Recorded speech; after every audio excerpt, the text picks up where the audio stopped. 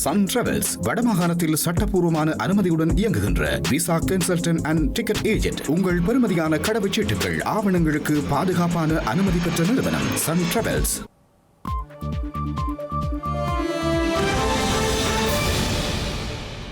வணக்கம். இது ஐபிசி தமிழின் இரவு நேர பிரதான செய்திகள். முதலில் தலைப்புச் செய்திகள்.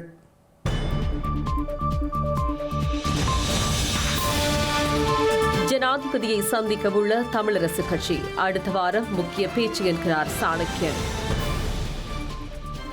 போதைப்பொருள் சோதனைகள் குறித்து தகவல்களுக்கு தடையில்லை, பொது பாதுகாப்பு அமைச்சர் ஆனந்த விஜயபால தெரிவிப்பு. இலங்கையில் கல்வி மறுசீரமைப்பு போராட்டத்தில் ஈடுபட தொழிற்சங்கங்கள் தீர்மானம். நுகேகுட அரசு எதிர்ப்பு பேரணி அனைத்து கட்சியினரும் பங்கேற்பார்கள் என நாமல் நம்பிக்கை. மாமல்லபுரத்தில் விபத்துக்குள்ளான பயிற்சி விமானம், விசாரணைகள் ஆரம்பம். உக்ரைன் தலைநகர் கியூவை இலக்கு வைத்து ரஷ்யா பாரிய தாக்குதல், வான் தாக்குதல் தடுப்பு பொறிமுறையை மீறி வீழ்ந்த ஏவுகணைகள்.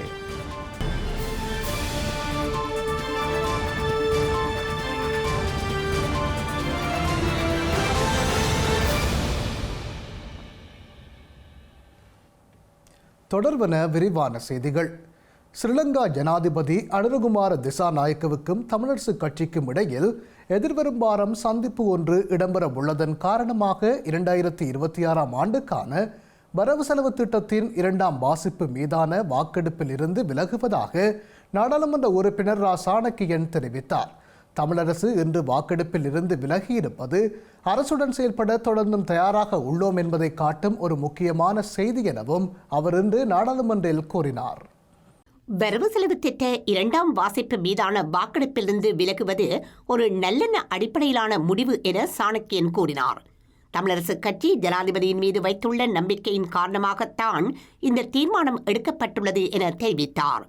ஜனாதிபதி எங்கள் பிரச்சினைகளை தீர்க்க முன்வருவார், தமிழர் அரசியல் பிரச்சினைகளுக்கு தீர்வு காண முயல்வார், எமது மக்களின் நீண்ட காலமாக எதிர்பார்க்கும் புதிய அரசியலமைப்பை கொண்டு வருவார், பிரச்சினைகளில் பாதிக்கப்பட்ட சமூகத்தின் கருத்துக்களை கேட்பார், நிலப்பிரச்சினைகளில் நடவடிக்கை எடுப்பார் என்ற நம்பிக்கையுடன் தான் ஏகமனதாக கட்சியினால் இந்த முடிவு எடுக்கப்பட்டுள்ளது என அவர் சுட்டிக்காட்டினார்.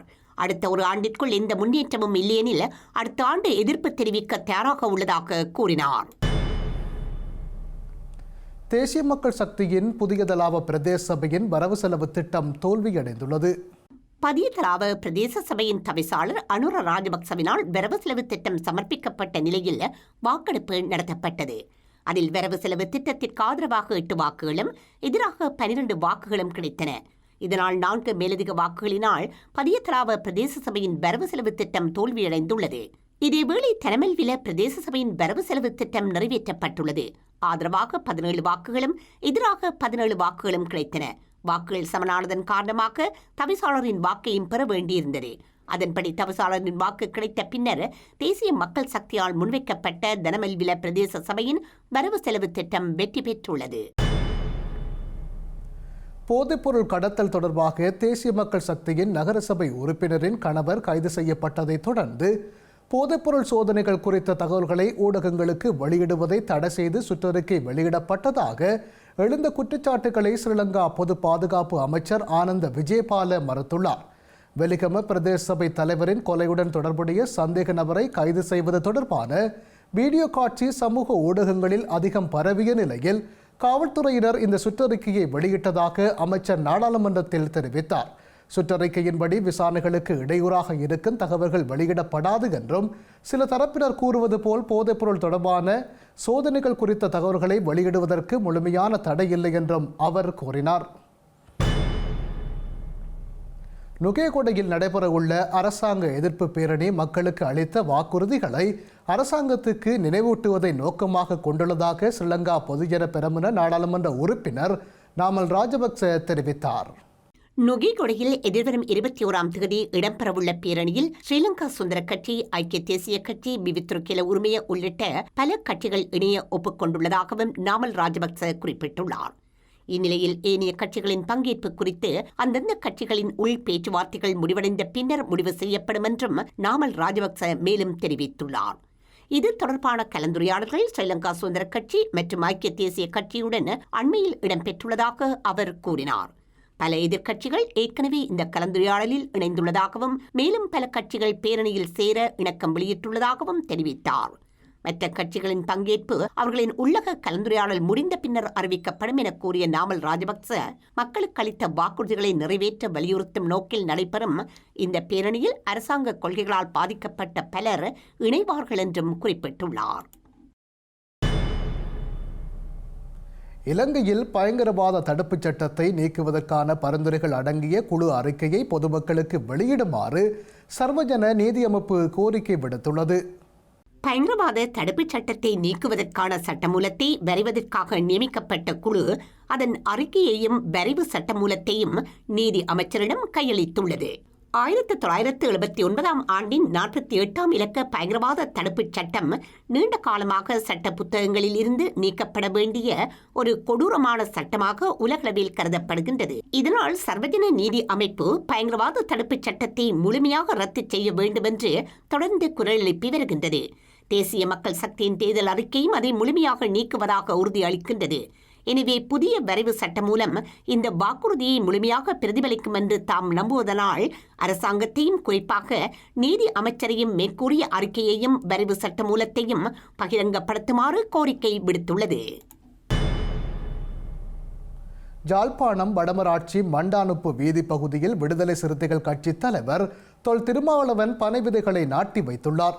வடமராட்சி பரதனை வள அபிவிருத்தி கூட்டுறவு சங்கங்களின் ஏற்பாட்டில் இடம்பெற்ற மரநடுகை மாதத்தில் இன்றைய தினம் குறித்த பனம் விதைகள் நடுகை இடம்பெற்றது. இதில் கூட்டுறவு அபிவிருத்தி உத்தியோகத்தர்கள், மதுவரி திணைக்கள அதிகாரிகள், பனைதென்னை வள அபிவிருத்தி கூட்டுறவு சங்க நிர்வாகிகள், பணியாளர்கள், உறுப்பினர்கள் என பலரும் கலந்து கொண்டு பனம் விதைகளை நாட்டி வைத்தனர்.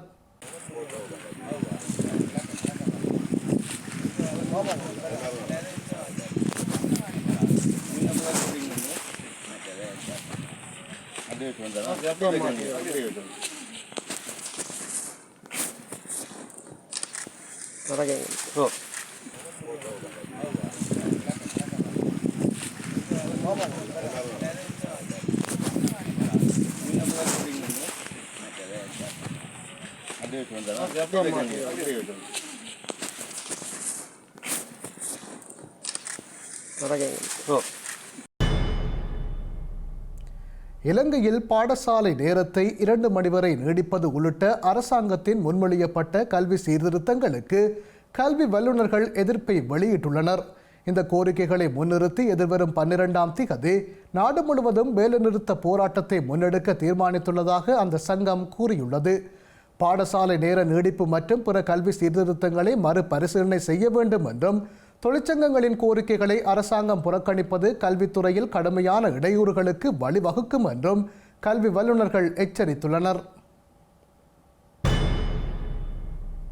பெருந்தோட்டத்துறையில் பணிபுரியும் தொழிலாளர்களுக்கு வரவு செலவு திட்டத்தின் ஊடாக 400 ரூபாய் சம்பள அதிகரிப்பை மேற்கொள்ள எடுத்த தீர்மானம் மகிழ்ச்சி அளிப்பதாக எதிர்க்கட்சித் தலைவர் சஜித் பிரேமதாச தெரிவித்துள்ளார். பெருந்தோட்ட சமூகத்தினருக்கான சம்பளத்தை அதிகரிக்கும் விடயம் தொடர்பில் பல்வேறு கருத்துக்கள் காணப்படுகின்ற நிலையில் பெருந்தோட்ட சமூகத்துக்கு சம்பளம் கிடைத்தால் அது ஒரு நல்ல விடயம். அரசாங்கத்தால் இவ்வாறு நிதிகளை ஒதுக்க முடியும். கோவிட்-19 தொற்று நோய் ஏற்பட்ட சமயம் வீழ்ச்சி கண்ட தொழில்துறைகளில் பணிபுரிபவர்களின் சம்பளத்தை அதிகரிக்க ஐக்கிய ராஜ்ய அரசாங்கம் நிதியை ஒதுக்கீடு செய்தன. இவ்வாறு நிதிகளை ஒதுக்குவதில் எந்த பிரச்சனையும் இல்லை.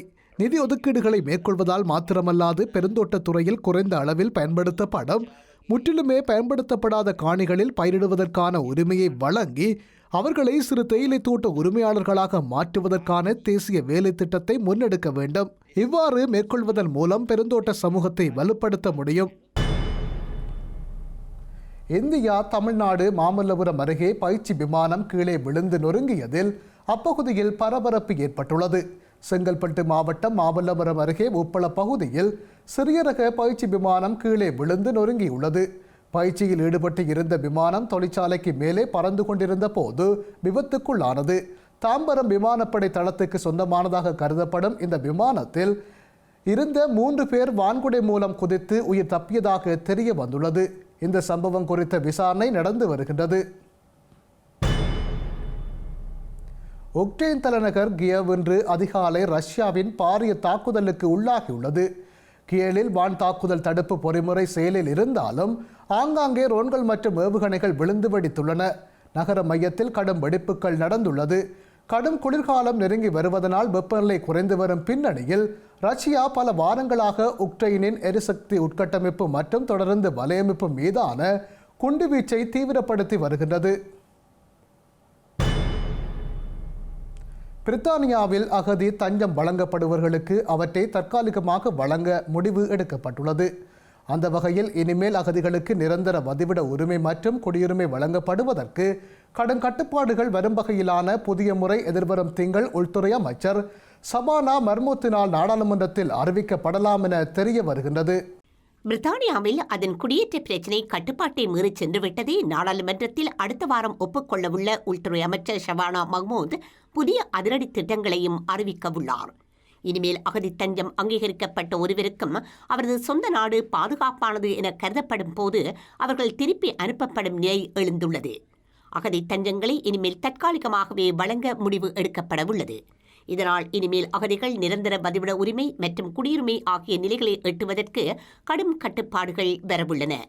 பிரித்தானியாவில் புதிய வாழ்க்கையை தேடுவதற்காக ஆங்கில கால்வாயை சட்டவிரோதமாக கடக்கும் குடியேறிகள் உட்பட அனைத்து எதிரிகளுக்கும் இனிமேல் நிரந்தரமாக பிரித்தானியாவில் வசிக்கும் திட்டங்களுக்குரிய சகாப்தம் முடிந்துவிட்டது என்பதை குறிக்கும் வகையில் புதிய நடைமுறை வரவுள்ளது. செய்திகளின் நிறைவாக மீண்டும் தலைப்புச் செய்திகள்.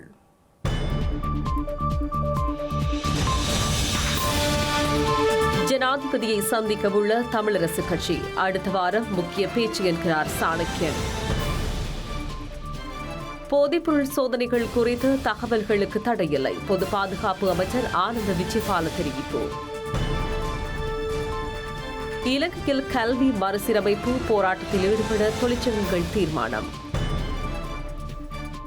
நுகேகுட அரசு எதிர்ப்பு பேரணி அனைத்து கட்சியினரும் பங்கேற்பார்கள் என நாமல் நம்பிக்கை.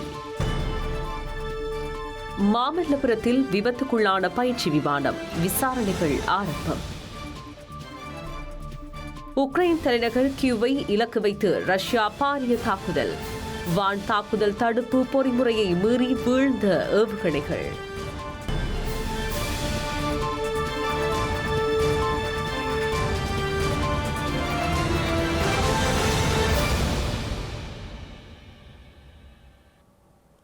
இத்துடன் ஐபிசி தமிழின் இரவு நேர பிரதான செய்திகள் நிறைவடைகின்றது.